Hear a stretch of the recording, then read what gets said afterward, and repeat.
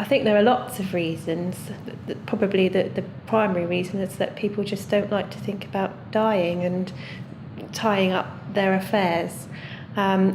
Also, I think we find that one of the common reasons is that people think they're not wealthy enough to have a will, and unfortunately that's just not sort of a good reason. Just because you're not wealthy, it doesn't mean that you shouldn't have a will. There are lots of other reasons why having a will is really important.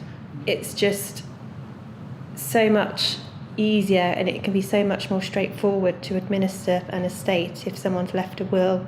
You know exactly what their wishes were, and there's less room for argument then between beneficiaries, and also there's less of a chance that people are left out of the will and were intended to be in the will.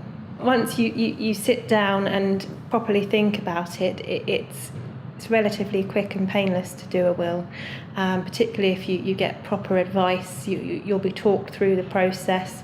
Often you will be sort of prepped beforehand with some questions to think about. So it's not as bad as people seem to think it is. And once you've done it, you can forget about it then, and you don't need to sort of worry about it anymore.